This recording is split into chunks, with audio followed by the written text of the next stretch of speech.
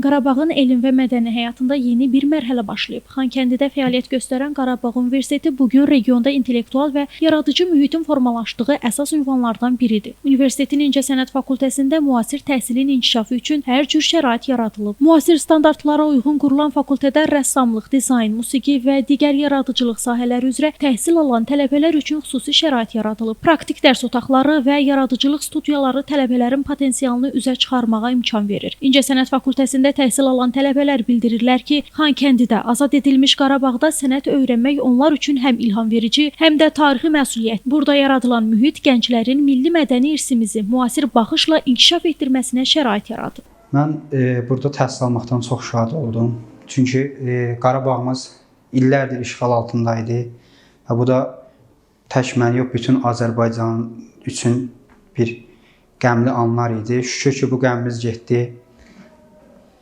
Çox şadam, həddindən artıq ki, burada çox gözəl təhsil var. Müəllimlərimiz də dəyərli insanlardır.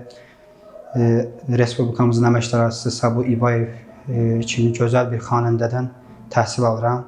Bunun üçün çox şadam. Fakültədə çalışan müəllim və sənətkarlar üçün də ən yüksək səviyyədə şərait təmin olunub. Onların yaradıcılıq və pedaqoji fəaliyyətini dəstəkləyən müasir infrastruktur, emalatxanalar və elmi yaradıcılıq imkanları mövcuddur. Gördüyünüz kimi istedadlı tələbələrimiz var.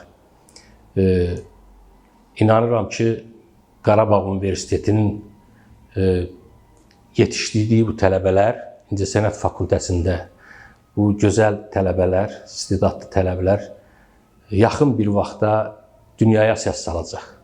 Çünki biz illərlə həsrətində olduğumuz torpaqlardayıq. Biz çox qürurluyuq. Qeyd edək ki, Qarabağ Universitetinin İncəsənət Fakültəsi təkcə tədris məkanı deyil, eyni zamanda Xankəndidə mədəni həyatın canlandığı bir yaradıcı mərkəzə çevrilir. Bu fakültə Qarabağın mədəni dirsəlişinə və gənc istedadların formalaşmasına mühüm töhfə verir. Günay Hüseynova, Şamxal Adıgözəlov, Həcər Həsənova bugün informasiya proqramı üçün.